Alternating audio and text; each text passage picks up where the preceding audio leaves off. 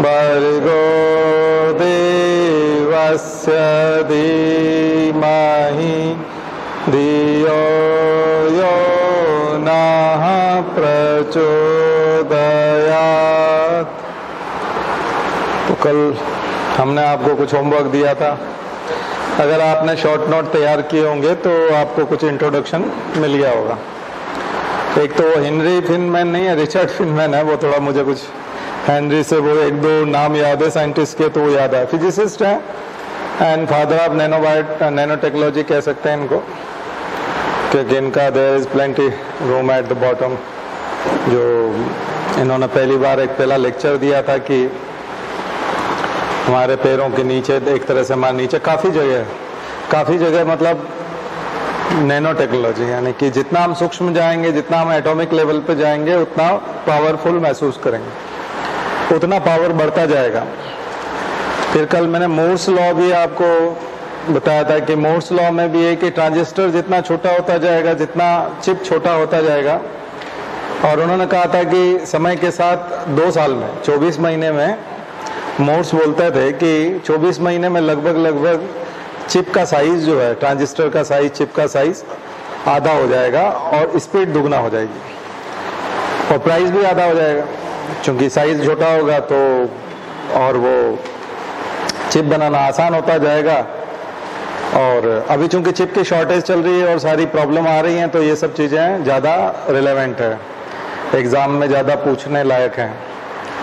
तो चिप की साइज छोटी होने पर उसका प्राइस भी आधा हो जाएगा और उसकी स्पीड दुगना हो जाएगी। इसलिए आप देखते हैं कि अभी जो आपके मोबाइल हैं, अभी जो आपके कंप्यूटर हैं, लैपटॉप हैं, वो 10 साल पुराने, 20 साल पुराने लैपटॉप और कंप्यूटर से, मोबाइल से काफ़ी तेज हैं। पहले हैंग होने की समस्या बहुत होती थी, मोबाइल फ़ोन में भी, है ना, आपके पीसी में भी, लैपटॉप में भी। अब वो सब समस्याएं कम हो गई, अब स्पीड दुगनी हो गई है, जबकि वो सस्ते आने लगे हैं, पहले ज़्यादा महंगे होते थे।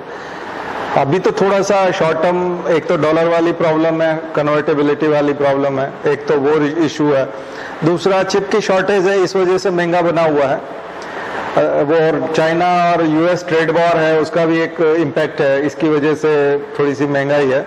अदरवाइज ये जो इंडस्ट्री है, इस इंडस्ट्री में अभी आपको हार्डवेयर सॉफ्टवेयर में अब ज़्यादा प्रॉब्लम नहीं आएंगी, बल्कि दुगना हो जाता है। बल्कि मोर्स ने जो कहा था वो 18 मंथ में होने लगा, 24 मंथ की बात जो है वो 18 मंथ में जाने लगी। अब तो 18 मंथ में ऐसा हो जाता है कि चिप के साइज, और चिप के साइज में जब हम नैनो टेक्नोलॉजी में गए तो हम तो नैनो में पहुंच गए, 10⁻⁻⁹ में, मतलब एटॉमिक लेवल पे चले गए। एटम से छोटा तो हम ट्रांजिस्टर बना भी नहीं पाएंगे। तो पहले जो ट्रांजिस्टर हम 1000 चिप का पाते थे, फिर बाद में 10,000 चिप का पाते थे, अब हम 1,00,000 ट्रांजिस्टर चिपका देते हैं उतनी सी जगह पे। आप समझ पा रहे हैं? यानी जिस जगह पर आज से, यानी कि 1970 में, 1980 में हम केवल 1000 ट्रांजिस्टर चिपका पा रहे थे किसी चिप पे, जो कोई भी सेमीकंडक्टर चिप हम लोग बना रहे थे, सिलिकॉन चिप जिसको हम लोग कहते हैं, कंप्यूटर जिससे चलता है, जो प्रोसेसर आपके खास करके बनते हैं, जो जिनकी जनरेशन आप i7, i8, i9, i10, i11 जो आप खरीदते हो और कहते हो हमारा प्रोसेसर का पावर ये है, उसको हम लोग नापते हैं, और वो आपको मशीन उतना फास्ट करके देती भी है, गणना करके भी देती है। जब हम आईटी पढ़ेंगे तब हम इन सब चीज़ों को देखेंगे कि इंफॉर्मेशन टेक्नोलॉजी में किस प्रकार से क्या ग्रोथ हुई है। वही मोर्स कह रहा था कि ये दुगना होते होते हम कहाँ पहुँच गए, 1,00,000 चिप, 1,00,000 ट्रांजिस्टर हम उतनी ही जगह पर चिपका देते हैं। तो जितने ट्रांजिस्टर आप चिपकाओगे, ट्रांजिस्टर की साइज हम लोग नैनो टेक्नोलॉजी में अब एटॉमिक लेवल पे लेके चले गए। एक एटम से छोटा तो हम वैसे भी कुछ नहीं बना पाएंगे, केवल प्योर इलेक्ट्रॉन और न्यूट्रॉन को तो आप नहीं कर पाओगे ना। तो आखिर पूरा प्रोटॉन, इलेक्ट्रॉन, न्यूट्रॉन, तीनों को मिलकर के तो हम एक एटम कहते हैं। तो परमाणु का तो साइज होगा ही, परमाणु से नीचे तो आप जा नहीं पाओगे। तो परमाणु के साइज पे हम लोग पहुंच चुके हैं, और परमाणु के साइज पर जाकर के जब आप कंप्यूटर कर रहे हो तो इसका मतलब है कि नैनो टेक्नोलॉजी आपके आईटी में आ चुका है। आ गया ना समझ? नैनो टेक्नोलॉजी पे हम आईटी में पहुंच चुके हैं, तो ये बहुत बड़ी चीज है। कल मैंने आपको फुल रेंज की बात कही थी कि फुल रेंज जो है वो क्या है। फुल रेंज बड़ी यूनिट है, उसकी छोटी यूनिट जो अगर आप बात देखें तो फुलरिन का एक जो सबसे बेस्ट एग्जांपल है कार्बन C60, कार्बन C60। अब चूंकि नाम था उनका बकमिस्टर फुलर,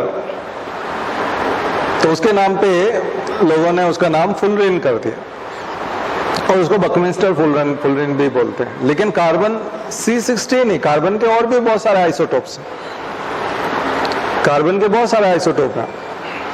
और इन्हीं कार्बन को जब आप कार्बन डेटिंग में ले जाते हैं तो हम कार्बन 14 की बात करते हैं, कार्बन 14 काल निर्धारण तकनीक पढ़ते हैं ना हम लोग, सापेक्ष और निरपेक्ष वाली काल निर्धारण, रिलेटिव और वो वाली पढ़ते ना, बिल्कुल एब्सोल्यूट वाली।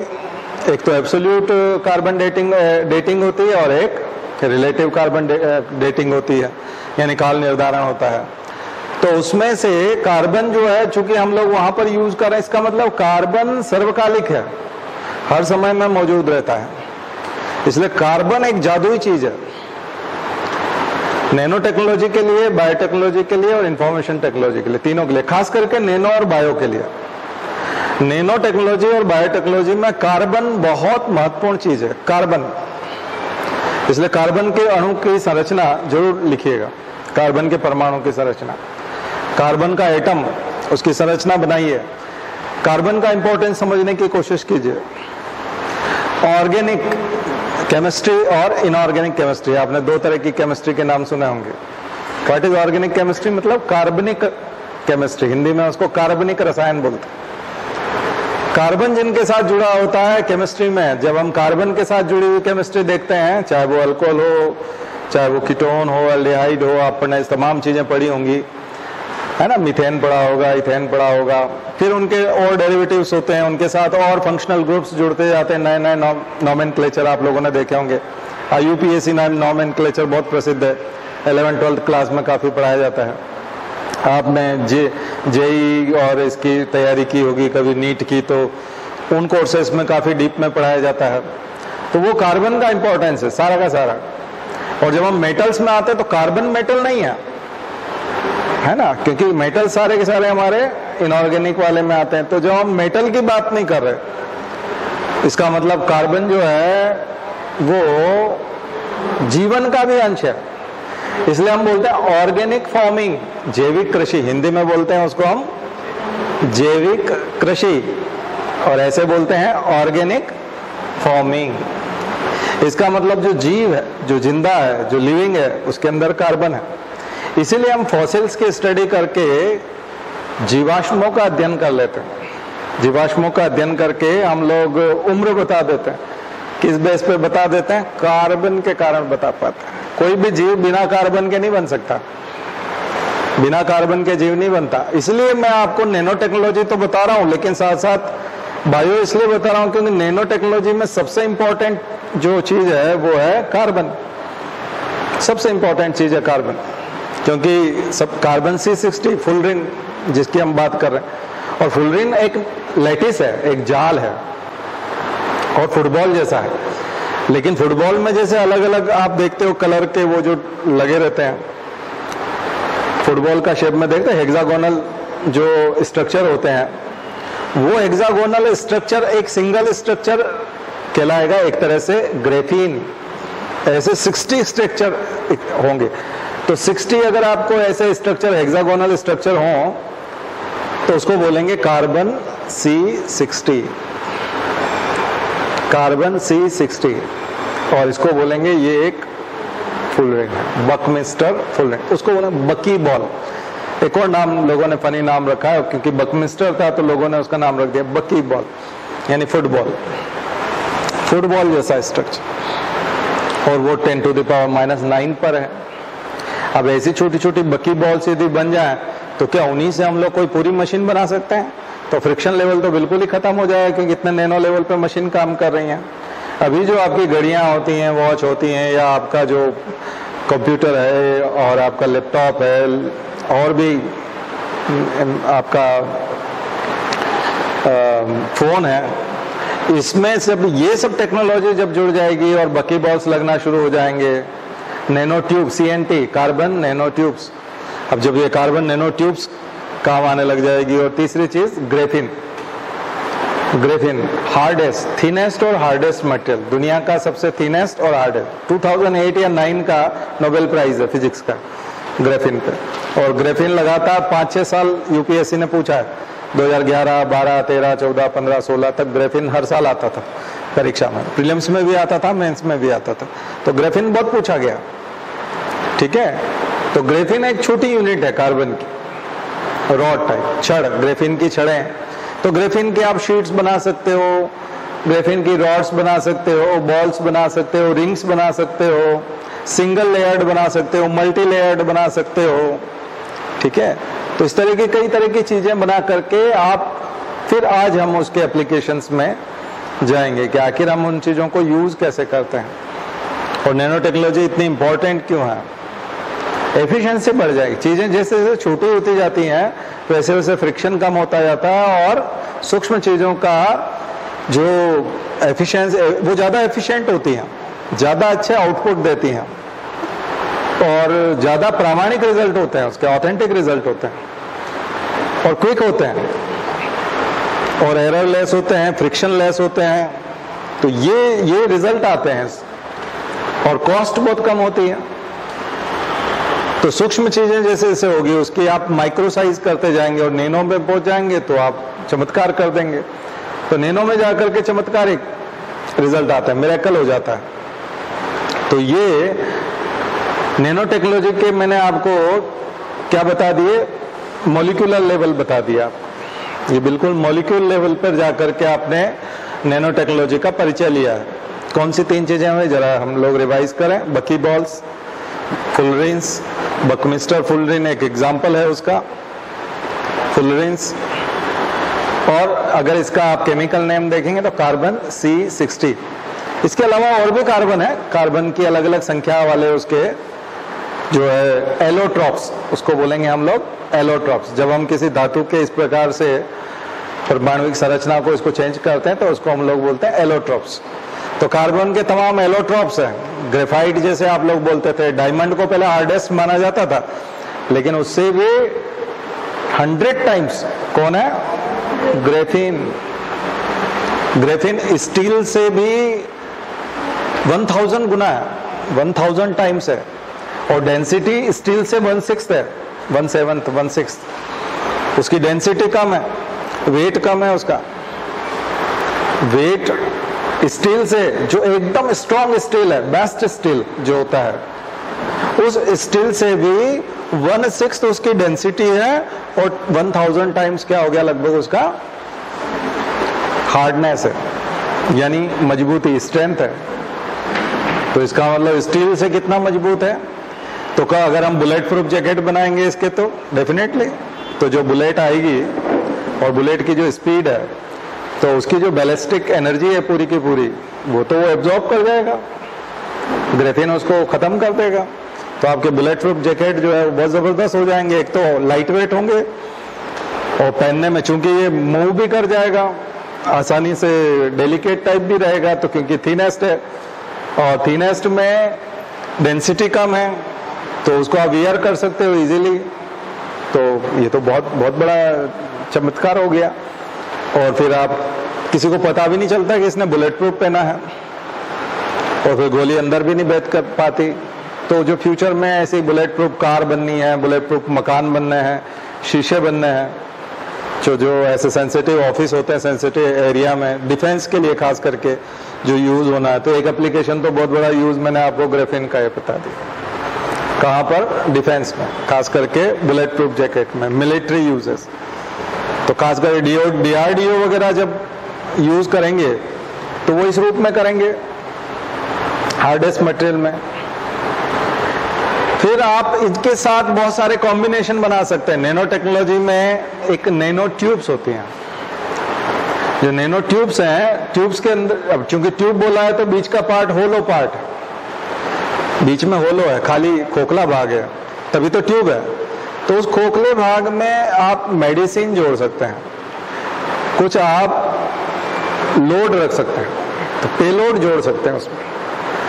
तो आप अगर उसमें मेडिसिन जोड़ देंगे तो ड्रग टारगेटिंग हो जाएगा अब आपका, यानी वो नैनो रोबोट की काम करने लग जाएंगे। नैनो ट्यूब्स क्या हो जाएंगी, act as a nanorobots, और ये ड्रग डिलीवरी का काम करेंगे। ये किसके लिए काम करेंगे? ड्रग डिलीवरी का। अभी आप किसी हिस्से में कैंसर को देखते हैं तो आप रेडियोथेरेपी कराते हैं, कीमोथेरेपी कराते हैं। तो कीमोथेरेपी, रेडियोथेरेपी और तमाम तरह की थेरेपी जब आप कैंसर में देखते हैं तो जो डिजीज्ड सेल है, कैंसरस सेल है, हमको केवल उसी को टारगेट करना चाहिए, कैंसरस सेल को टारगेट करना चाहिए। बट क्या होता है कि हम लोग इंजेक्शन लगाते हैं या थेरेपी करते हैं, ऊपर से रेडिएशन देते हैं, तो आसपास की जो हेल्दी सेल्स हैं वो भी अफेक्टेड होती हैं। तो साइड इफेक्ट्स, सबसे बड़ी चीज़ क्या होती है मॉडर्न थेरेपी में, जो क्लिनिकल थेरेपीज होती हैं उनमें क्या क्या दिक्कत होती है? साइड इफेक्ट्स की समस्या है। और यदि हमारी ड्रग्स जो हैं अगर सीधी सीधी बुलेट की तरह जाएं और वहीं टारगेट पर जाएं और पर्टिकुलर जो सेल है जो डिजीज्ड है, अफेक्टेड एरिया, केवल उसी को जाके टारगेट करें और उसी को किल करें और उसी को वहां से रिमूव करें, गार्बेज को, तो ये तो फिर चिकित्सा में बहुत बड़ी क्रांति हो जाएगी। तो ये हो गया ड्रग टारगेटिंग या जीन टारगेटिंग कह सकते हैं, या फिर drug delivery through nano tubes, carbon nano tube, CNT, जिनकी बात हम लोग कर रहे थे। बकी बॉल से भी कर सकते हैं, लेकिन CNT में ड्रग को लोड करना आसान होगा क्योंकि नैनो ट्यूब से और बीच का होलो पार्ट है, उसमें हम ड्रग्स रख सकते हैं। तो फ्यूचर के जो नैनो रोबोट्स की जो बात आप कर रहे थे कि नैनो रोबोट्स चिकित्सा में काम करेंगे, तो वो इस रूप में काम करेंगे। अब ये जो मैं जितनी भी चीजें पढ़ा रहा हूँ इसको आप YouTube पे देख सकते हो।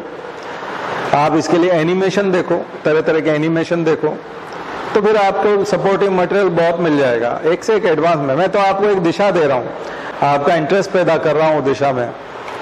और सबसे बड़ी चीज़ है कि आप जो देखोगे वो तो पता नहीं, लेकिन एग्जाम में जब आप लिखने बैठोगे मेंस में, तो हमारी ये बातें जो है ये गूंजेंगी कान में आपके, और आप वही चीज़ लिखोगे। तो लिखोगे तो अगर ये बात लिख भी दोगे तो मेंस का आंसर हो गया आपका। तो मेंस में ये बात लिख के आ गए तो आपको तो मार्क्स मिल जाएंगे ना, क्योंकि यही तो है, और क्या लिखते हैं, है ना। और मैं जितना सहज भाव से बता रहा हूँ तो आप किसी भी मीडियम में लिख सकते हो, इंग्लिश में भी लिख सकते हो, हिंदी में भी लिख सकते हो, उसमें कोई बहुत बड़ा इशू नहीं है। ठीक है, एकदम हिंदी की टर्मिनोलॉजी ढूंढना थोड़ा सा मुश्किल होता है, खास करके साइंस टेक में, इन्वायरमेंट में, इकोनॉमी में। मैंने आपको बताया था इन सब्जेक्ट्स को प्योर हिंदी मीडियम में पढ़ना बड़ा मुश्किल है, क्योंकि वो गूगल ट्रांसलेशन भी करोगे तो समझ में नहीं आएगा।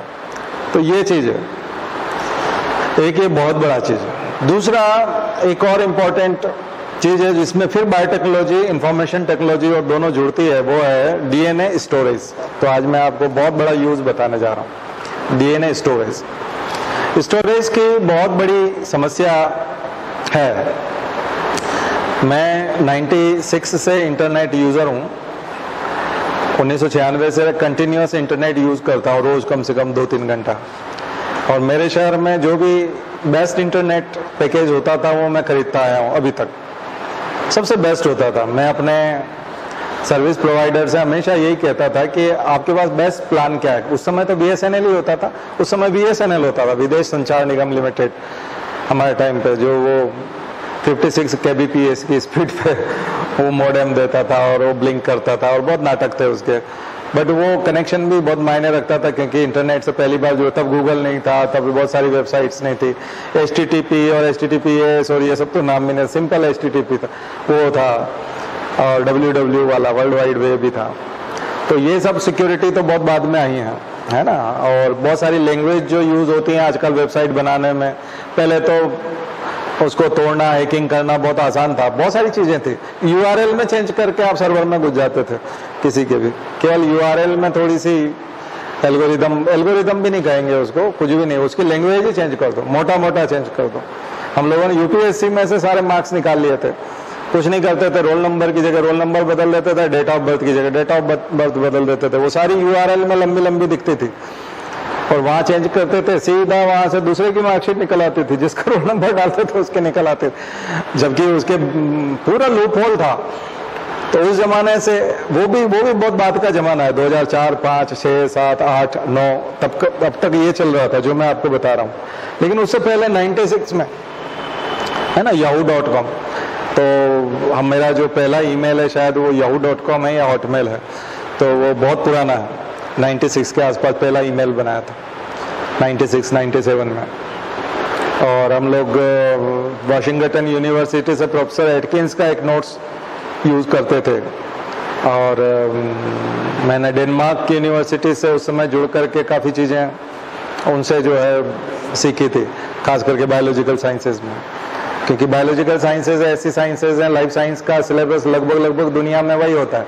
ऑस्ट्रेलिया में भी बीएससी फर्स्ट ईयर में अगर कोई बीएससी कर रहा है, ग्रेजुएशन कर रहा है और बायोलॉजिकल साइंसेज में कर रहा है, लाइफ साइंस में कर रहा है, तो लगभग वही सिलेबस होता है, सेल का, जेनेटिक्स का, बायोकेमिस्ट्री का, फिजियोलॉजी का, इन सब का लगभग वही सिलेबस होता है। एग्जाम्पल पूरी दुनिया में वही अर्थवर्म, वही फ्रॉग, वही रैबिट, लगभग यही एनिमल्स जो हैं एक उस तरह से पढ़ाए जाते हैं।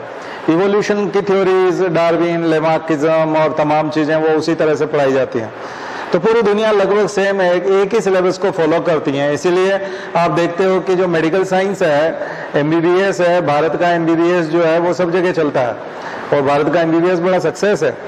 किसी भी कंट्री में जाने के बाद भारत का डॉक्टर जो है, भारत में जिसने मेडिकल किया है, डॉक्टरी की है, वो कभी अपने आप को पिछड़ा हुआ महसूस नहीं करता, या उसको कभी भी R&D में ऐसा नहीं लगता कि मैं अभी मुझे बहुत कुछ सीखना है।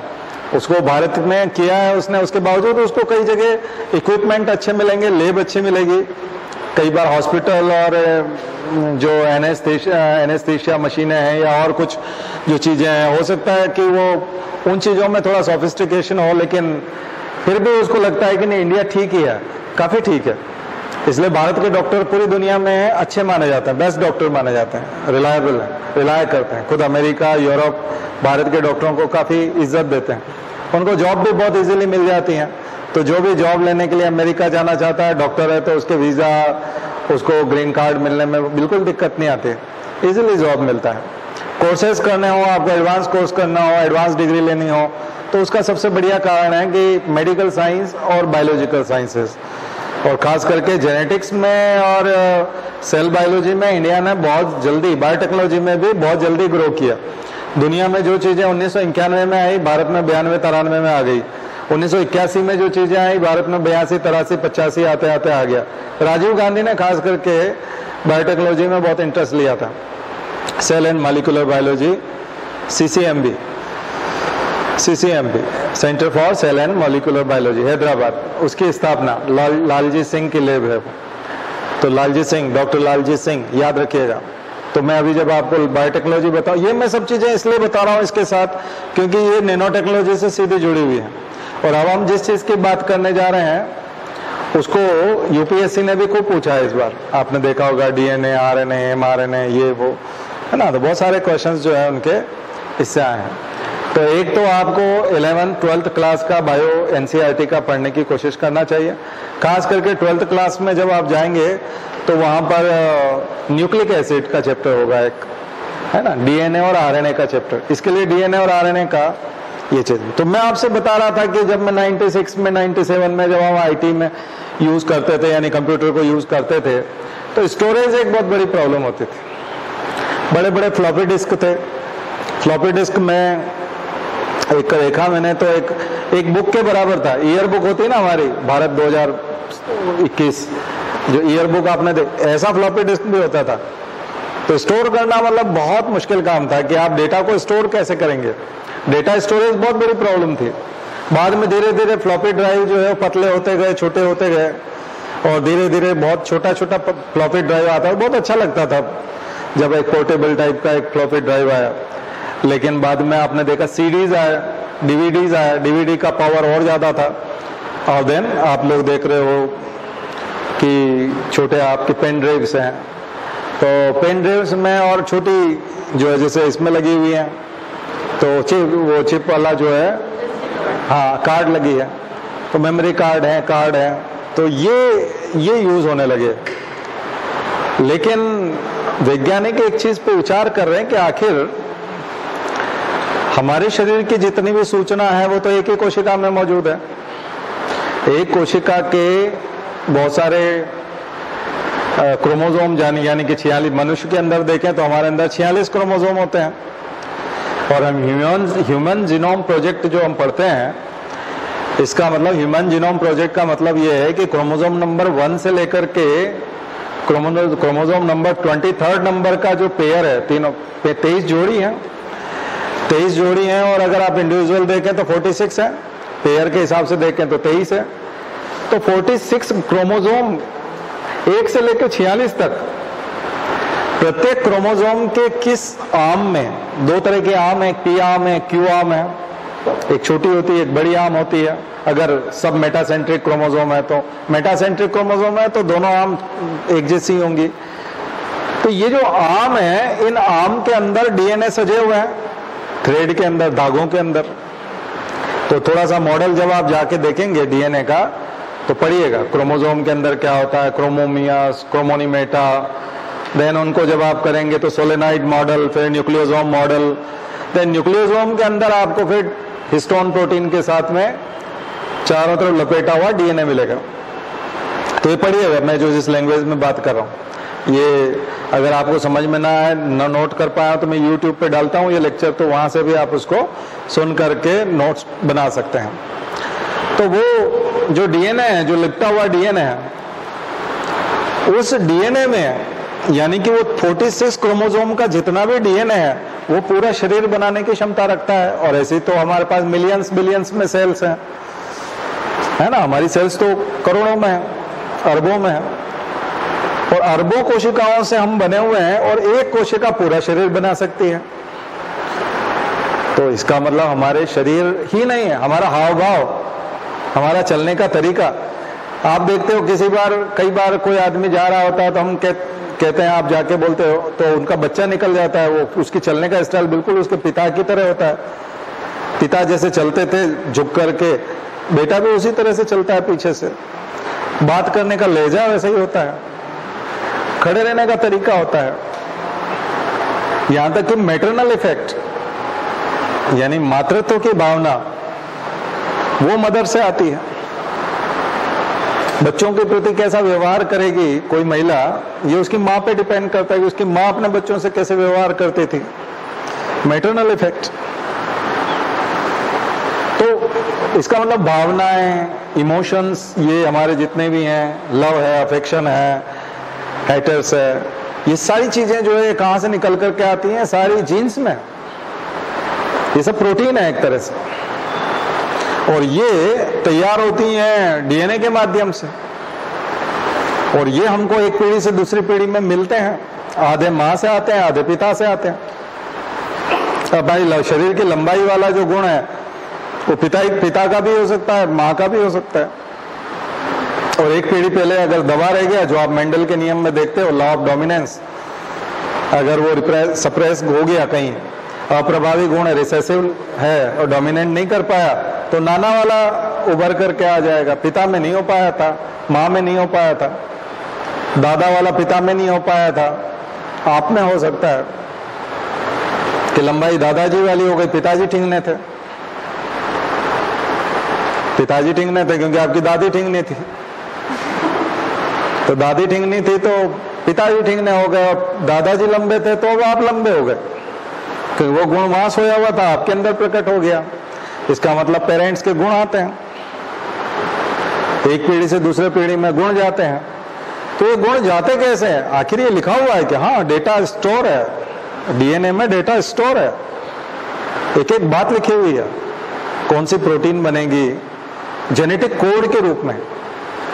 तो इसके लिए हरगोविंद खुराना को जाना जाता है। जेनेटिक कोड की शुरुआत किसने की थी? हरगोविंद खुराना, निरेनबर्ग और हरगोविंद खुराना, उन्होंने जेनेटिक कोड की शुरुआत की थी।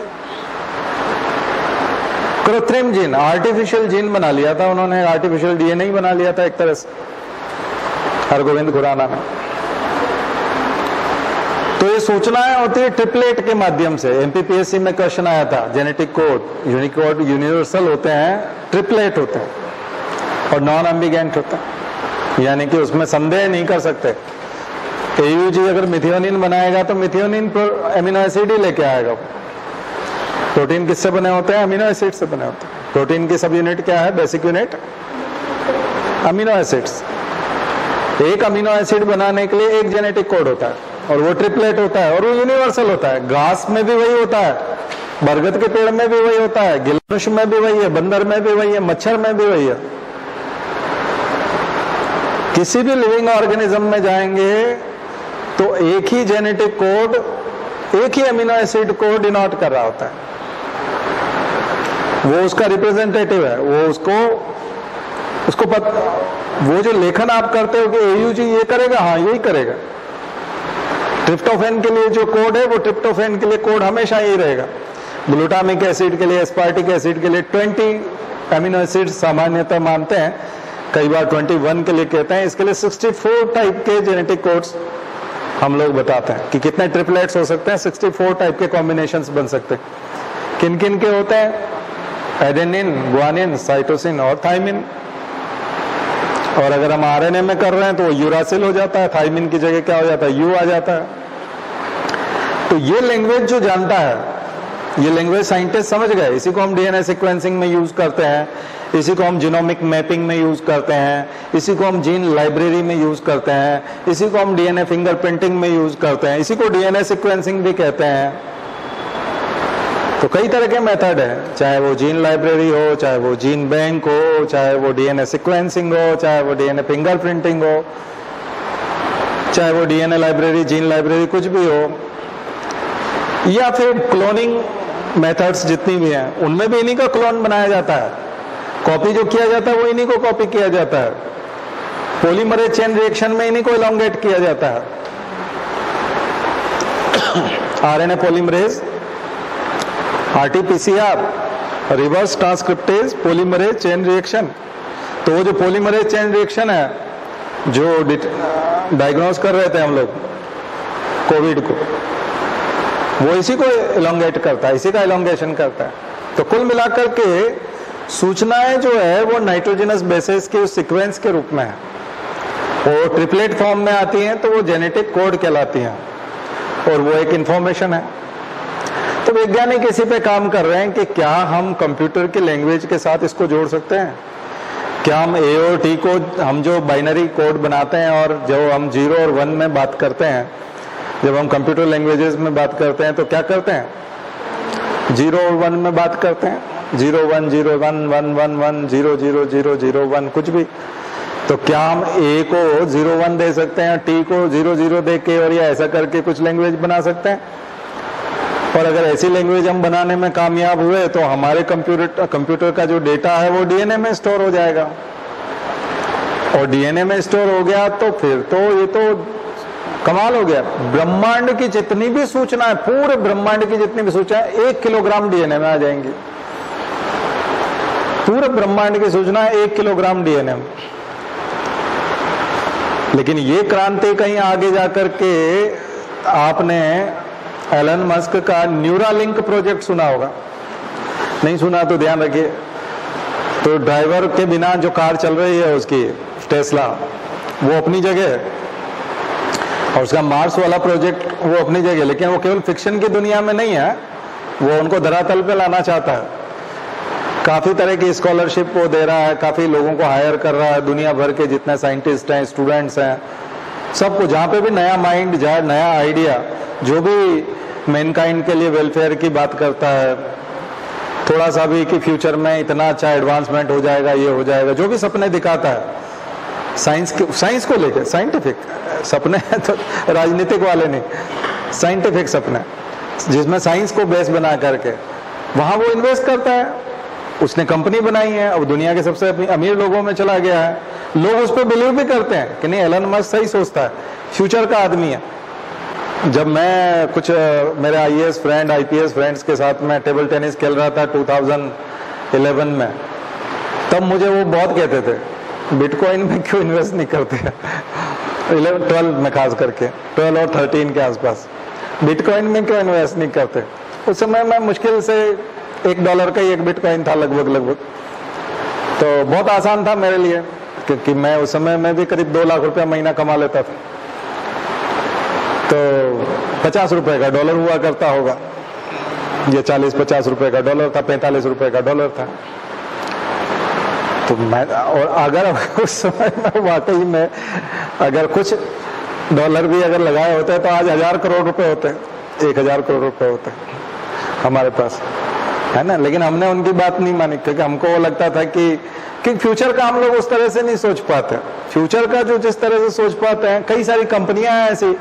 गूगल के बारे में मुझे बहुत पहले बताया था कि गूगल के शेयर क्यों नहीं लेते, गूगल के शेयर खरीदो ना, फेसबुक के शेयर खरीदो। फेसबुक जब आया तब मुझे बहुत लोगों ने सजेस्ट किया, फेसबुक के शेयर क्यों नहीं खरीदते आप, 1000 गुना हो गया, 2000 गुना हो गया, 5000 गुना हो गया कई जगह पर। आपने अगर वो शेयर खरीदे होंगे तो आपका पैसा कितना हो जाता, 5000 गुना हो जाता। कई सारे शेयर इतने ऊंचे चले गए क्योंकि वो कंपनियां, किसी को उम्मीद नहीं थी कि ये कंपनियां ऐसा कर जाएंगी। तो 10 साल में 2030 की जो दुनिया होगी साइंस की, वो आप इमेजिन नहीं कर सकते, हम लोग सोच ही नहीं सकते। लेकिन जो लोग सोचते हैं, अब सोचना शुरू कर, लोगों को लगा कि हमने गूगल के टाइम गलती की, हमने फेसबुक के टाइम गलती की, हमने माइक्रोसॉफ्ट के टाइम गलती की, हम लोगों ने बिटकॉइन के टाइम गलती की। अब हम ये गलती नहीं करेंगे, हम एलोन मस्क को पैसा देंगे, हम उसकी कंपनी के टेस्ला के शेयर खरीदेंगे।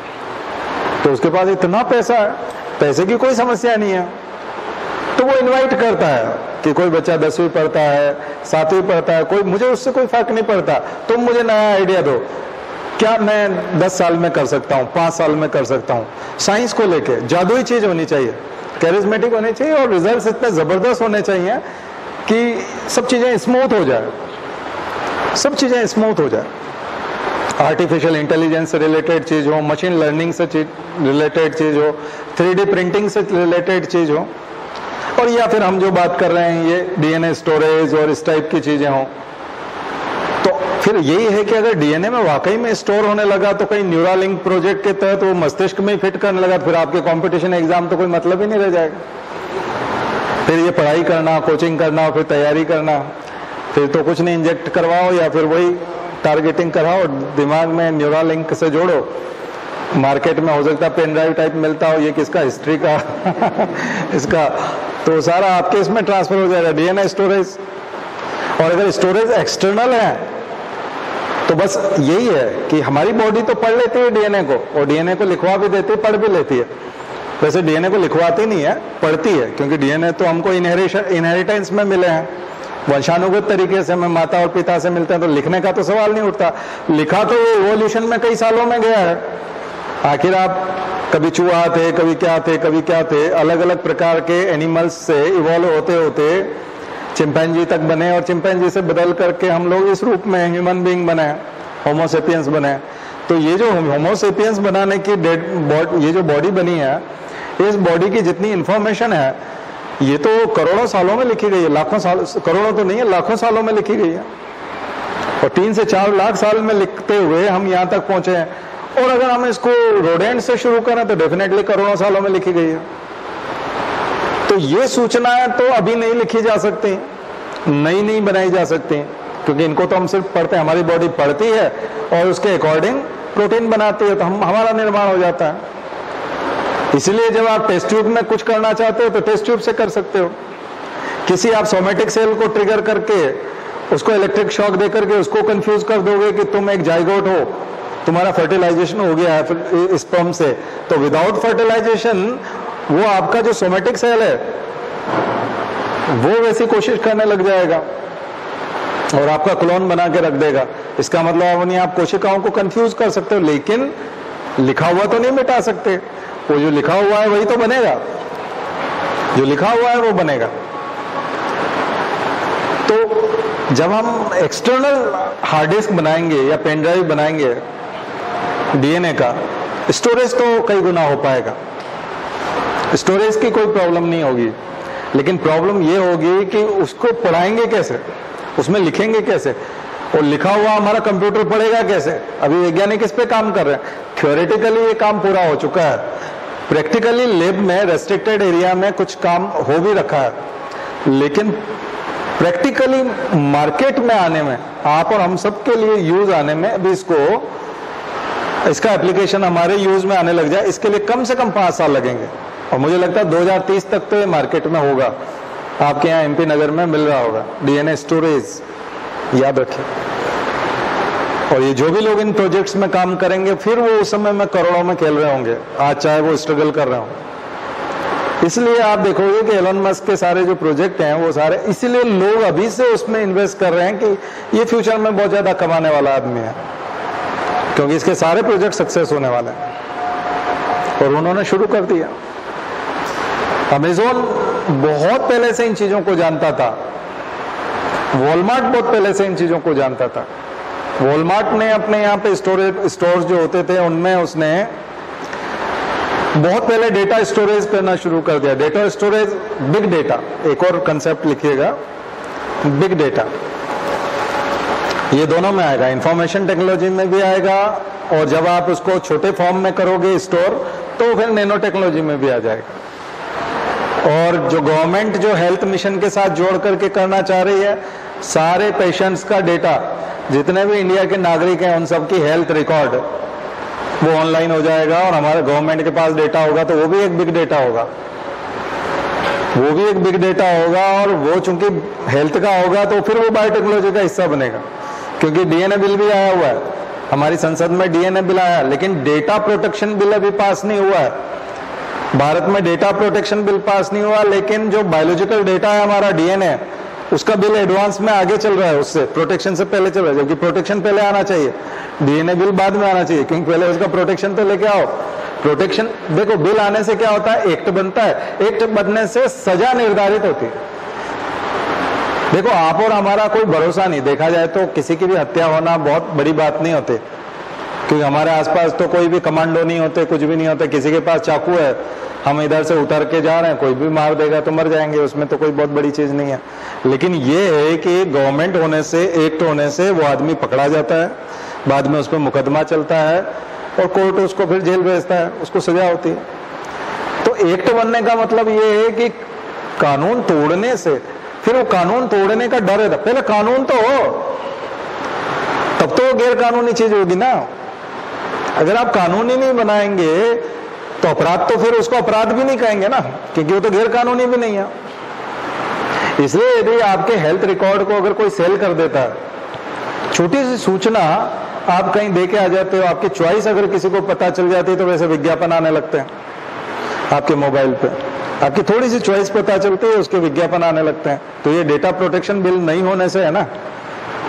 और अगर आपकी बीमारी किसी को पता चल जाएगी तो कितनी तरह की दवाइयों के विज्ञापन आएंगे, कितने तरह के डॉक्टर कांटेक्ट करने लगेंगे, कितने कितने जगह से फोन आने लग जाएंगे, अरे आपने इलाज नहीं कराया तो आप मर जाओगे भी 10 दिन में, 1 महीने में, ये ऑपरेशन तो बहुत जरूरी, ये वाली मशीन हमारे यहाँ बिल्कुल नई आई है और इसमें हम आपका इलाज बहुत अच्छा से कर देंगे। तो फ्यूचर कितना खतरनाक हो जाएगा। गवर्नमेंट अगर हेल्थ का डेटा हमारा अगर सब स्टोर करके प्राइवेट एजेंसी, गवर्नमेंट, अभी की जो गवर्नमेंट है वो गवर्नमेंट तो कुछ है नहीं, वो तो प्राइवेट ही है पूरी पूरी। यहाँ तो पूंजीपतियों का गजब दखल है ना। आपको लगता है कि पूंजीपति सरकार से ये चीज हासिल किसी कीमत पे नहीं कर सकते? अभी ऐसा महसूस होता है कभी? वो तो बाएं हाथ का खेल है अभी तो अडानी अंबानी के लिए, सरकार में से कुछ भी चीज निकालना है। तो वो तो आ जाएंगे फार्मेसी के लेवल पे, वो तो कहेंगे हम तो फार्मेसी भी, अब हम फार्मास्यूटिकल भी खोल रहे हैं। आपको अभी मेडिकल की दुकान वालों को डेटा पता नहीं कि मेरे मेडिकल की दुकान के पीछे किस किस व्यक्ति को क्या क्या बीमारी है, मुझे नहीं पता। नहीं तो वो तो टारगेट करना शुरू कर देगा ना, वो तो घर घर जाकर के कांटेक्ट करने लग जाएगा फोन करके। देखिए आपका डायबिटीज का जो है, आपके यहाँ पेशेंट है 4 आपके घर में, तो डायबिटीज की ये वाली दवाई हम सस्ती दे देंगे और इकट्ठी आपको इतनी लोगे तो इतना कर देंगे, 3 महीने की इकट्ठी मैं घर पहुंचा दिया करूंगा। तो एक ही आदमी का सेल हो जाएगा जिसके पास वो डेटा होगा। तो जो एक आदमी लोकल लेवल पे इतनी प्रॉब्लम का स्तर, राष्ट्रीय स्तर पर अगर ये सब चीजें होंगी तो कितना जबरदस्त उसका प्राइवेट लोग फायदा उठाएंगे। आप कहोगे तो बहुत अच्छा हो जाएगा, लोगों को बहुत अच्छा इलाज मिलेगा। अरे नहीं, कुछ लोग प्लूटोक्रेट बन जाएंगे, कुछ लोग बहुत अमीर बन जाएंगे। कॉन्सेंट्रेशन ऑफ वेल्थ आ गया समझ में? तो फिर कॉन्स्टिट्यूशन आ जाएगा। ये सब मिला हुआ है चीज, आपका पार्लियामेंट भी, आपका पॉलिटी भी, और आपका इधर हेल्थ भी, और आपका डेटा भी, इंफॉर्मेशन टेक्नोलॉजी भी, और सब। तो ये बहुत खतरनाक चीज है। तो इस पे भी देखिएगा, डेटा प्रिवेसी और राइट टू प्रिवेसी आया था ना, दोनों कॉन्सेंट्रेशन वेल्थ भी आया था और राइट टू प्रिवेसी, दोनों जुड़ी हुई चीजें हैं कि नहीं? हाँ। और ये सब काम कौन कर रहा है? नंदन नीलेकणी, जिसने आधार बनाया। आधार बनाने वाला ये काम भी कर रहा है। तो आधार में जो गलतियां हैं वो गलतियां यहाँ पे भी होंगी। उसी ने जीएसटी नेटवर्क बनाया, जीएसटीएन बनाया, उसमें कितनी खामियां हैं, आज तक जीएसटी वाले रो रहे हैं। उसी ने इनकम टैक्स पोर्टल ले लिया है, तो इनकम टैक्स पोर्टल पे दिक्कतें बहुत आ रही है। और वो हेल्थ डेटा भी करने जा रहा है, वो तो कृषि का भी करने जा रहा है, सारे किसानों का भी पोर्टल बनाने जा रहा है। क्या बोले हैं उसको, फॉर्म क्या नाम दिया बताओ? हाँ हाँ नहीं, नाम है ना उसका, हर चीज का नाम होता है इंडिया में। एक्रोनिम भी बहुत है, अभी मोदी जी के टाइम एक्रोनिम बहुत है। नया नया मुल्ला ज्यादा नमाज पढ़ता है, जैसे नई नई इंग्लिश सीखता है तो दिन भर बैठ के एक्रोनिम में बनाता पढ़ता रहता है आदमी। वैसा काम है। चलो क्या पढ़िएगा उसको, ठीक है? हाँ नहीं, एग्री स्टिक, एग्री स्टिक।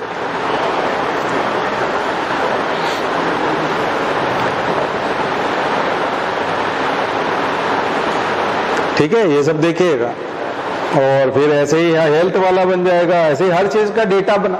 अच्छी बात है, डिजिटल इंडिया में डेटा बनना चाहिए, लेकिन सारा डेटा एक जगह आकर के आप तो फिर पेस्टिसाइड वाले को पकड़ाओगे, आप फर्टिलाइजर वाले को पकड़ाओगे, जो सीड बेचने वाला है उसको पकड़ाओगे, प्रोसेसिंग करने वाली यूनिट वाला है उसको पकड़ाओगे, तो फिर आपकी एपीएमसी में कौन जाएगा? मंडियां तो बहुत पीछे रह जाएंगी। तो नए फार्म लॉज के साथ यही तो इशू है, इसीलिए सारे किसान बैठे हुए हैं कि वो कॉन्सेंट्रेशन ऑफ वेल्थ होगा। अभी जो है हजारों दुकानदारों के से कांटेक्ट होता है किसानों का, और बहुत सारे मीडिएटर्स होते हैं, बहुत सारे लोगों के पास वो पैसा जाता है, तो डिस्ट्रीब्यूशन ऑफ वेल्थ है ना। वो तो एक आदमी के पास हो जाएगा, अडानी के सब चीजें होंगी, सारी अंबानी की होंगी, सारी दवानी की होंगी, तो तेल वाली और ये सारी चीजें दवानी के पास है।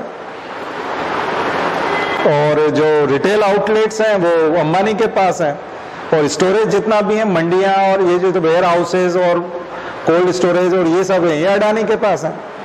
तो तीनों आदमी के पास में हो जाएगा। सिर्फ 3 आदमियों के पास किसानों से जो बीज जाता, जो अनाज या तेल या जो भी चीजें पैदा होती किसानों के पास में, ऑयल सीड्स होते हैं, दालें होती हैं, या जो भी प्रोड्यूस होता है, तो जो एग्री प्रोड्यूस है वो कई लोगों के पास जाता है, छोटे छोटे कई सारे दुकानदारों के पास जाता है। तो ये डिस्ट्रीब्यूशन ऑफ वेल्थ है। और वो जो छोटे बनिए हैं वो सारे के सारे किसानों के दुश्मन नहीं है। ठीक है, वो मुनाफा कमाते हैं, लेकिन वो उनको उधार भी देते हैं, वो उनको गांव में मदद भी करते हैं। उनके यहाँ कोई बीमार हो जाता है तो उनके पास यदि कोई गाड़ी होती है, कोई ऐसा साधन होता है, तो उसमें उनको लिटा करके हॉस्पिटल भी ले जाया जाता है।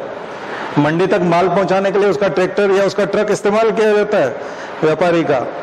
तो कई तरह की सर्विसेज उनके द्वारा दी जाती है, और वो सोशल नेटवर्क का हिस्सा है, सामाजिक ताने बाने का हिस्सा है। वहां लोकल वो सुख दुख के साथ ही है। उनके यहाँ अगर किसी बनिया का पैसे वाला बन गया कोई गांव का बनिया, मंडी वाला या कोई, और अगर वो अपने बच्चे की शादी करता है तो उन सब लोगों को बुलाता है। तो वो अमेरिका में जाके शादी नहीं करता, वो शादी किसी डेस्टिनेशन वेडिंग नहीं होती उसकी गांव में शादी होती है।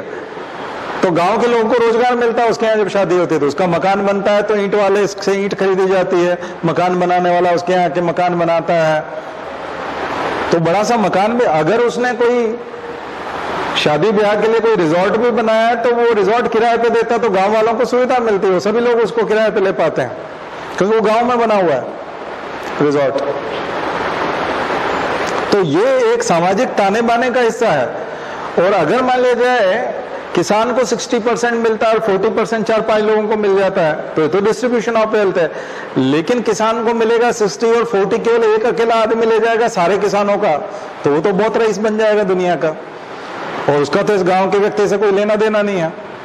और वो तो उस 40% को कहाँ खर्च करेगा? अमेरिका में खर्च करेगा, न्यूजीलैंड में खर्च करेगा, विदेश यात्राओं में होगा, उसके दुनिया के कई देशों में उसके बंगले होंगे। तो उससे किसानों को क्या फायदा, उससे गांव के लोगों को क्या फायदा, और हमारी सोसाइटी को क्या फायदा?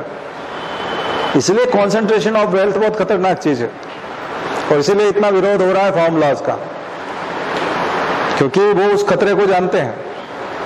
तो आप लोग भी समझिएगा। फिर फार्म लॉज पर मैं अलग से काफी क्लास ले सकता हूं, क्योंकि मैंने बहुत आर्टिकल पढ़ा है मैंने कम से कम 100 आर्टिकल लिए होंगे, तमाम तरह के आइडियोलॉजी उसमें काम कर रही है, उसको करेंगे हम लोग, फिर कभी लेंगे अलग से फॉर्मूलाज। अभी हम बात कर रहे हैं इसकी, ठीक है। तो फिर से चलते हैं स्टोरेज पे, डीएनए स्टोरेज। तो डीएनए जब स्टोरेज करने लग जाएगा तो फिर बहुत ज्यादा क्वांटिटी में डेटा थोड़े से डीएनए में समा जाएगा, और आपके डीएनए स्टोरेज की वजह से स्टोरेज वाली जो प्रॉब्लम है वो पूरी पूरी खत्म हो जाएगी। महंगी भी नहीं रहेगी, सस्ती बहुत रहेगी। एक ड्रॉप डीएनए से बहुत सारा डीएनए बना लेंगे। एक ड्रॉप ब्लड अगर किसी का ले लो, एक तो डीएनए के लिए आपको माइनिंग करने की जरूरत नहीं है, चिप बनाने की जरूरत नहीं है, नहीं तो आपको सिलिकॉन चाहिए, ये चाहिए, वो चाहिए, सेमीकंडक्टर बनाना पड़ेगा, ये इस टाइप की चीजें। खैर सेमीकंडक्टर नहीं लगेगा स्टोरेज के लिए तो, लेकिन ये कुल मिलाकर के ये आपको माइनिंग पे और पर्यावरण विरोधी नहीं होगा, क्योंकि डीएनए तो आपका खुद का है, नेचुरल होता है। तो ये एक बहुत बड़ी क्रांति होगी स्टोरेज की दुनिया में। इसमें तीनों चीजें लग रही हैं, बायोटेक्नोलॉजी लग रही है क्योंकि डीएनए आ गया है, और इंफॉर्मेशन टेक्नोलॉजी लग रही है, और चूंकि ये काम कहाँ हो रहा है, नैनो लेवल पे, नैनो स्केल पे काम कर रहे हैं, इसलिए नैनो टेक्नोलॉजी है। तो ये तीनों जगह पूछा जा सकता है, डीएनए, स्टोरेज, तीनों टेक्नोलॉजी। आईटी में भी पूछ सकते हैं, बीटी में भी और एनटी में भी, ठीक है। और तीनों को जुड़ता हुआ नजर आ रहा है आपका,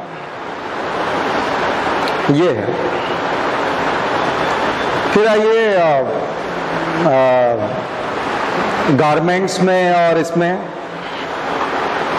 तो जब हम कार्बन नैनो ट्यूब से और इनके माध्यम से अगर कुछ बनाना चाहते हैं तो आप इनके साथ एंटीबैक्टीरियल चीजें जोड़ सकते हैं। एंटीबैक्टीरियल गारमेंट, अंडरगारमेंट, सॉक्स, ये सारी चीजें बन सकते हैं एंटीबैक्टीरियल।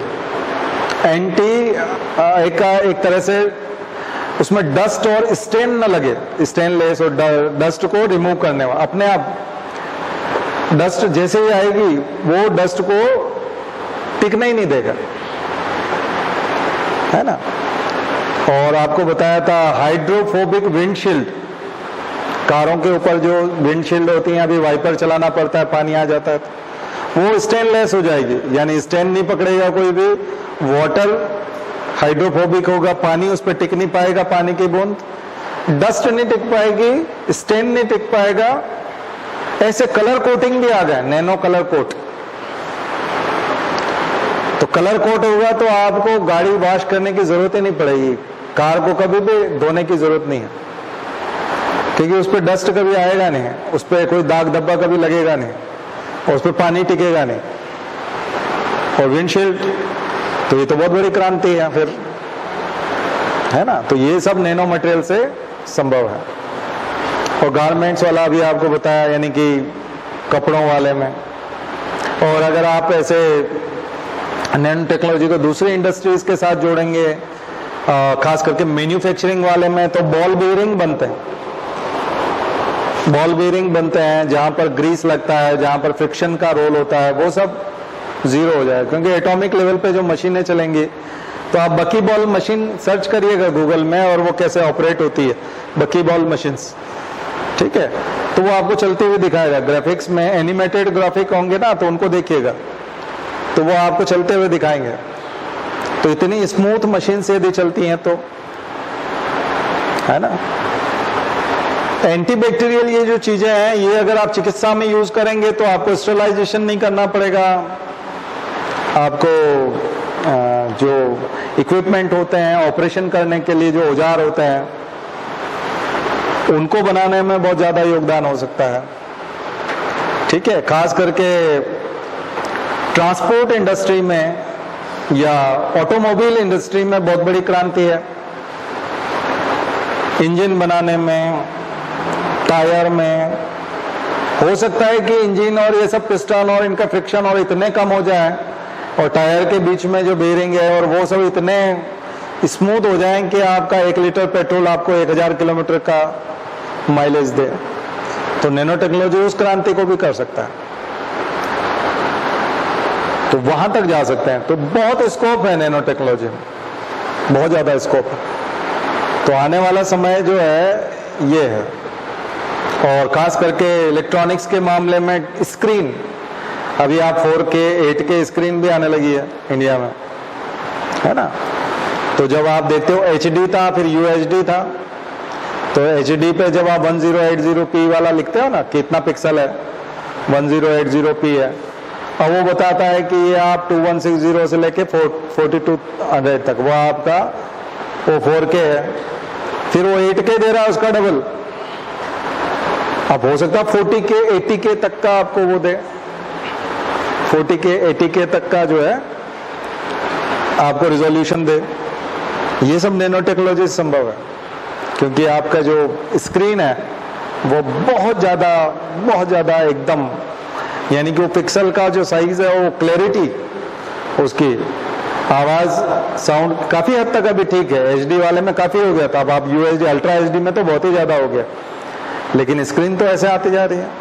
और मैं अभी ग्रेफिन का बता रहा था कि ग्रेफिन में तो आपकी स्क्रीन मूव कर जाएगी, आपके मोबाइल को आप चाहे मोड़ सकते हो किसी, अब ऐसे मोबाइल तो आने लगे हैं, लैपटॉप को आप घड़ी करके बिल्कुल मोबाइल बना के जेब में लग सकते हो, उसको खींच तान के चाहे जितना लंबा बड़ा छोटा कर सकते हो उसकी स्क्रीन को।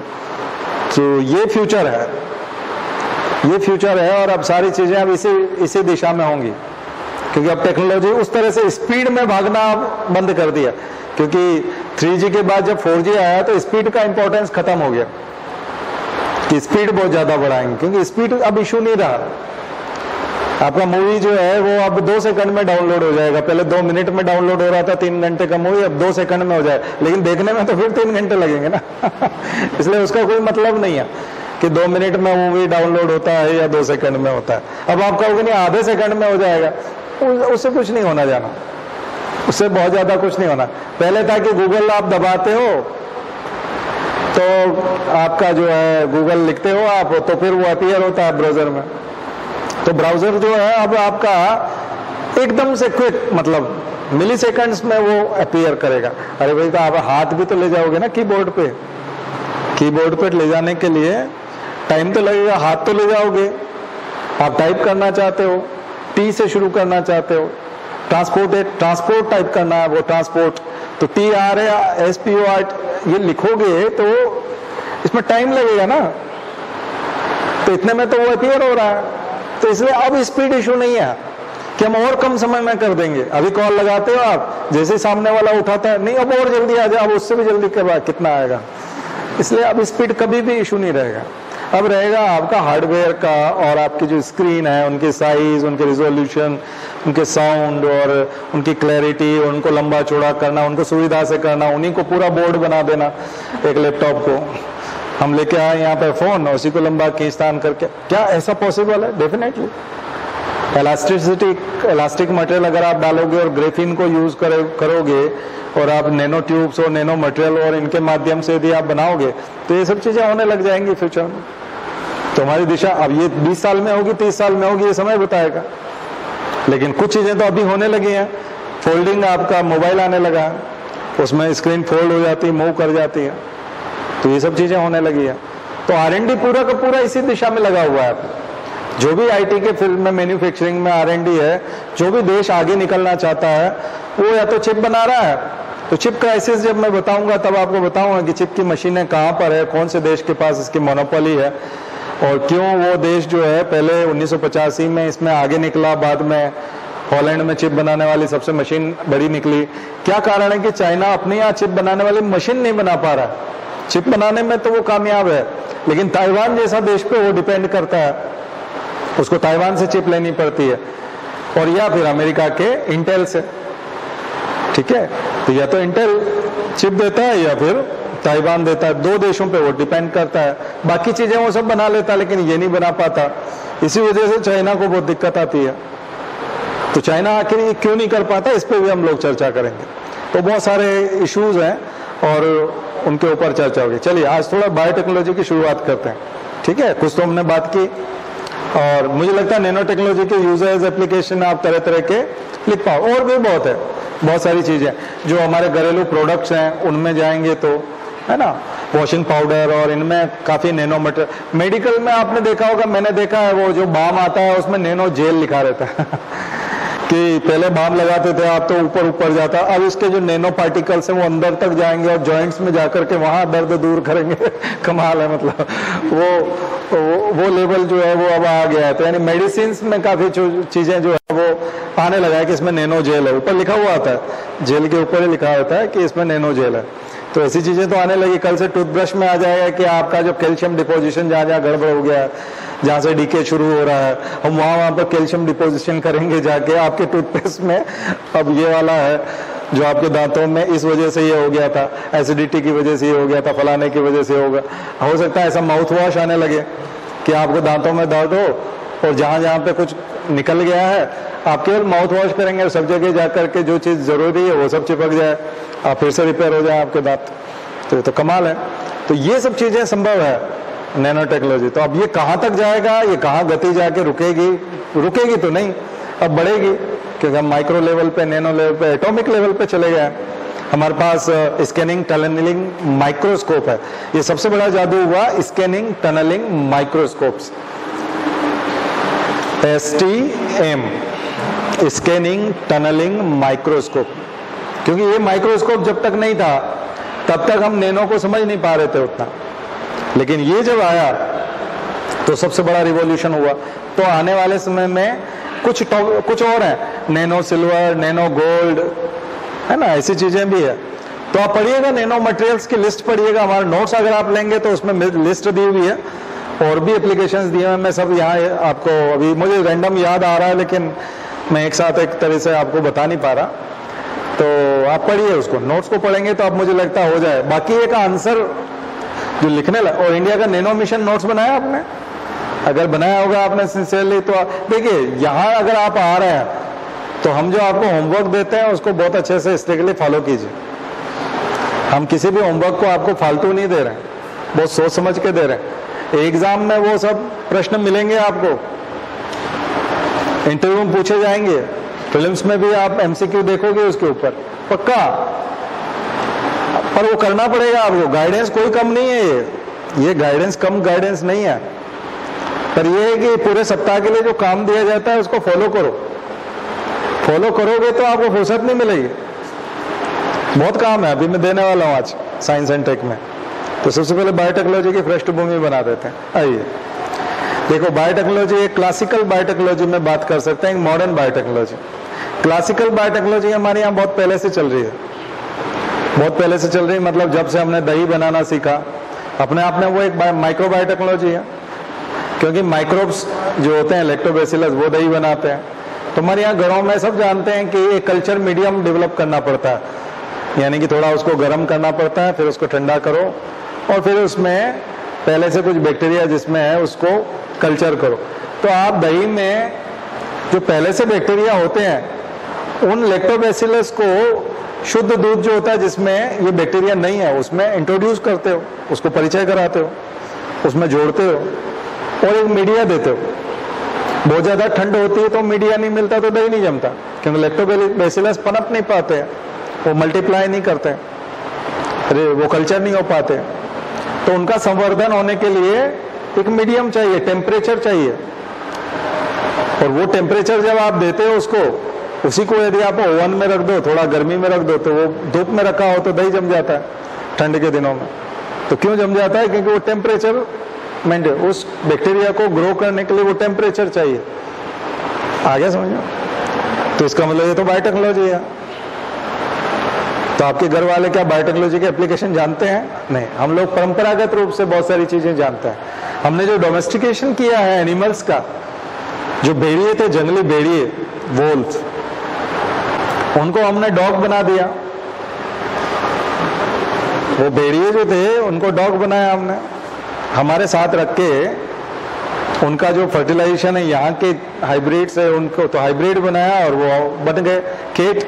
जंगली बिल्लियां जो है हमारे साथ, जो घरेलू बिल्लियां होती हैं, जो घरेलू घरों में रहती हैं, वो घरेलू बिल्लियां हैं हमारे यहाँ। एक तरह का डोमेस्टिकेशन हुआ है, पालतू बनी है वो।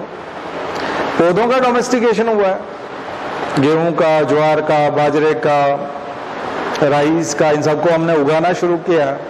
ये सब बायोटेक्नोलॉजी है, लेकिन बट ये इसको हम बोलेंगे क्लासिकल बायोटेक्नोलॉजी। इसमें हमने नॉलेज को अनजाने में उपयोग किया, हम लोगों को पता नहीं था कि इसका रिजल्ट ये होगा, लेकिन हमने किसी साइंस को बेस बना करके, अध्ययन को बेस बना के नहीं गया, एक्सपीरियंस को और ट्रायल एंड एरर करते गए, और ट्रायल एंड एरर करते करते हम इस नतीजे पे पहुंचे कि हम कुछ यूजफुल चीजें बना पा रहे हैं। तो ये भी एक बायोटेक्नोलॉजी है, ठीक है। लेकिन जब हम बायोटेक्नोलॉजी में इधर आए तो मैं आपको लेके चलूंगा, खास करके यहां परिचय कराना चाहूंगा जीन शब्द से, जीन शब्द से। लेकिन जीन शब्द से भी पहले परिचय मैं कराना चाहूंगा आपको। एक व्यक्ति थे कैरोलस लिनियस। एक तो कैरोलस लिनियस को याद रखिए, लेकिन इनको बायोटेक्नोलॉजी के लिए याद नहीं रखते हम लोग, इनको हम टैक्सोनॉमी के लिए याद रखते हैं। यहां मैं व्यक्ति का नाम लूंगा जिन्होंने माइक्रोस्कोप बनाया था, एंटोनी वॉन ल्यूवेनहॉक। अब मैं यहां ल्यूवेनहॉक से शुरू करूंगा, modern biotechnology. Antony von Leeuwenhoek वो व्यक्ति थे जिन्होंने माइक्रोस्कोप बनाया था पहली बार, और उन्होंने रॉयल सोसाइटी ऑफ बंगाल को लिखा था, दांत का स्कम निकाला था उन्होंने, और उसमें पानी मिला करके उस अपने खुद के बनाए हुए माइक्रोस्कोप में उन्होंने देखा तो उनको कुछ हिलता हुआ नजर आया, तो उन्होंने एनिमल क्यूल नाम दिया था, उनका नाम रखा था एनिमल क्यूल। और रॉयल सोसाइटी ऑफ बंगाल को जब उन्होंने, royal society of London, royal society of London को जब उन्होंने लिखा, उसका इंडियन जो एडिशन है वो था Asiatic Society of Bengal, William Jones, ठीक है। 200 साल बाद भारत में एशियाटिक सोसाइटी ऑफ बंगाल उसी की कॉपी में बना था, नकल की थी, तो इंडियन एडिशन हो जाएगा, इंडिजिनाइजेशन कह सकते हो आप यहां से। तो वो जो था रॉयल सोसाइटी ऑफ लंदन, तो उन्होंने फिर उनको बताया कि ये जो आपने किया है ना, मामूली चीज नहीं है, ये तो आपने बैक्टीरिया की खोज कर डाली है। तो फादर ऑफ बैक्टीरियोलॉजी कहे जाते हैं वो, जो माइक्रोबायोलॉजी पढ़ते हैं, या 11th क्लास में आपने यदि बायो लिया हो तो आपको बेसिक चैप्टर्स में ये पढ़ाया जाता है, प्रोकैरियोट्स जब आप पढ़ते हो खास करके। क्या नाम है? Antony von Leeuwenhoek. उसके बाद दूसरे नंबर का जो आदमी आता है वो है डार्विन। डार्विन के समय में भी ना तो जीन्स के बारे में पता था ना कुछ, लेकिन वो म्यूटेशन तक की बात कर गया, नेचुरल सिलेक्शन की बात कर गया, और वो बताने लगा कि ब्रीडिंग जो है किस प्रकार सुधर जाती है, किस प्रकार गुण सुधर जाते हैं। लेमार्क के एक्सपेरिमेंट तो हालांकि फेल कर गए, लेकिन लेमार्क डार्विन का भी इसमें बहुत बड़ा योगदान है। फिर सबसे इंपॉर्टेंट आदमी जिसको हम फादर ऑफ जेनेटिक्स कहते हैं, मेंडल, जॉन ग्रेगर मेंडल। ये सबसे बड़ा व्यक्ति है, मॉडर्न बायोटेक्नोलॉजी का फाउंडर कह सकते हैं इसको। ये जो मैंने आपको पहले नाम बताया, ये कंट्रीब्यूटर्स हैं, इनका कंट्रीब्यूशन है किसमें? बायोटेक्नोलॉजी की स्टडी में। क्योंकि अगर ये लोग नहीं होते और इनका कंट्रीब्यूशन नहीं होता तो हम बायोटेक्नोलॉजी को स्टडी उस समय नहीं कर सकते थे। लेकिन मेंडल को क्रेडिट इसलिए जाता है कि मेंडल के समय में भी जीन के बारे में पता नहीं था, डीएनए के बारे में पता नहीं था, लेकिन मेंडल के सारे अंदाज, जितने प्रिजम्पशंस थे, एजम्पशन सारे सही निकले उसके।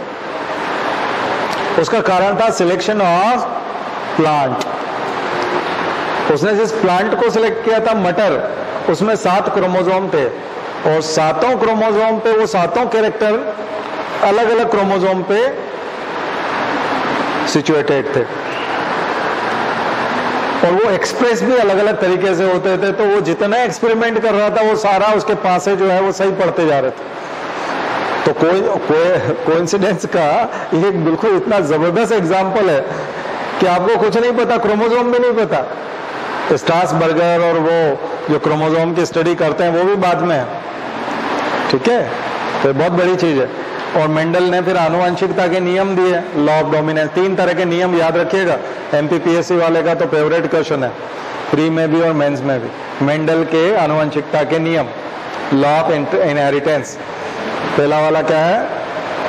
Law of dominance, law of segregation and independent assortment.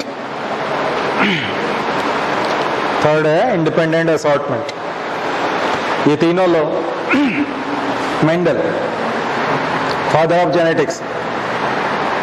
तो ये हैं, और इन्होंने जो बीज बोए, अब उसके बाद में हम देखेंगे कि डीएनए की खोज खुद आएंगे, हरगोविंद खुराना का नाम आएगा, जेनेटिक कोड, और वॉटसन एंड क्रिक, ठीक है, ये सब लोग आएंगे। फिर पीसीआर, कैरी मुल्लिस, और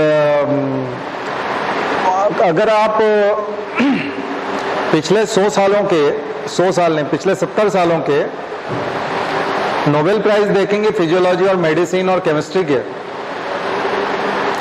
तो लगभग 25 नोबेल प्राइज ऐसे होंगे जो बायोटेक्नोलॉजी के फील्ड के लोगों को गए हैं। 25 में नोबेल प्राइज, उसमें रेस्ट्रिक्शन एंडोन्यूक्लियस भी आ गया, यानी जो सीजर है, लाइगेज एंजाइम भी आ गया। कभी बायोटेक्नोलॉजी में एंजाइम, जो जोड़ने वाले एंजाइम है डीएनए को, उनके ऊपर नोबेल प्राइज मिल रहा है। कभी तोड़ने वाले को नोबेल प्राइज मिल रहा है, कभी आइडेंटिफाई करने वाले को नोबेल प्राइज मिल रहा है, कभी डीएनए की खोज करने वाले को मिल रहा है, कभी पीसीआर पॉलीमरेज चेन रिएक्शन को मिल रहा है। तो अलग अलग समय में अलग अलग व्यक्तियों को लगभग 25 ऐसे नोबेल प्राइज मिले जो मानवता को यहाँ तक लेके आए। मानवता को मैं इसलिए बोल रहा हूँ क्योंकि बायोटेक्नोलॉजी के साथ हमारी जिंदगी बदलती जा रही है, हम सबकी जिंदगी बदल जाएगी आने वाले समय में और ज्यादा, खास करके जब ऑर्गन ट्रांसप्लांट होंगे और आप ऑर्गन डिजाइन करवा रहे होंगे, अपने खुद के ऑर्गन डिजाइन करवाओ, आप ऑर्डर देंगे किसी को, एजेंसी को, लैब को, 3D प्रिंट होती, 3D प्रिंटिंग हो जाएगी। अभी जब हम जाएंगे आईटी में तो 3D प्रिंटिंग पढ़ेंगे, कमाल की चीज। 3D प्रिंटिंग भी नैनो टेक्नोलॉजी में भी लिखिएगा 3D प्रिंटिंग को, क्योंकि ऐसा मटेरियल आ जाएगा 3D प्रिंटिंग में। आप क्या करते हो, आपके प्रिंटर को जो ऑर्डर देते हो छाप के देता है कि नहीं? आप दया करते हो क्या उसके ऊपर कि नहीं इतना टफ है, इतने बारीक अक्षर हैं, ये कैसे पढ़ेगा, कैसे ये प्रिंट करेगा? थोड़ा मोबाइल की कुछ लाइट्स जला लो भैया, दीपक हो जाएगा अपने। तो अभी आप दया नहीं करते, क्यों दया नहीं करते? अच्छा, आप फोटोग्राफर के यहाँ जाते हो और वो प्रिंट निकाल के देता है, मेरा पासपोर्ट साइज का फोटो मुझे तत्काल चाहिए, या कोई भी आप पेन ड्राइव में ले जाके देते हो, सीडी में ले जाके देते हो, इसमें कि या मेल करवा लेते हो कि ये फोटो निकाल के देना, तो आप दया कहते हो नहीं पीछे बहुत कलर है, बहुत सारे पेड़ खड़े हैं, एकदम हरे हैं, ये वाला कलर तो बहुत मुश्किल से मिलेगा, लेकिन मिलता है एग्जैक्ट। आपका जो फोटो है और उसका जो कलर है वो एग्जैक्ट मिलता है, और एग्जैक्ट जो है वो आपको प्रिंट निकाल के देता है। इसका मतलब ये है कि ये सब पॉसिबल है। 3D प्रिंटिंग में आपके प्रिंटर में मटेरियल डालने की सुविधा होगी, मटेरियल का पाउच मार्केट में मिलेगा, आपके किडनी का पूरा जानकारी फोटोग्राफ के रूप में बायोटेक्नोलॉजिस्ट या इस तरह के लोग, आपके डॉक्टर वगैरह, दांत प्रिंट करके पकड़ा देता है आपको, यानी दांत होता है ओरिजिनल वो, इसलिए उसको बोलते हैं 3D प्रिंटर। 3D प्रिंटर आने वाले समय में आप लोग ऑर्गन 3D प्रिंटिंग से निकाल रहे होंगे, डॉक्टर को कहेंगे ये ओरिजिनल मेरा ऑर्गन है, इसको लगा दो, ये मेरे ही ऑर्गन की कॉपी है। तो उम्र जो है मनुष्य की हो सकता है 150 साल 200 साल हो जाए, ये फिक्शन नहीं है, ये सब होने जा रहा है, पर तब तक आपको भी जिंदा रहना चाहिए जब तक ये आ जाए। तो इसलिए अच्छे से बचे रहो सब चीज़ों से, ठीक है। अभी बहुत सारे इसी में चले गए कोरोना में, अब कुछ टेक्नोलॉजी आ भी गई तो उनके काम की नहीं है, तो इसलिए एपिडेमिक पेंडेमिक में बचे रहना चाहिए, है ना। आज ये पढ़ाने नहीं देंगे लगता है। चलो फिर, इंटरेस्टिंग लगा आपको कुछ आज का?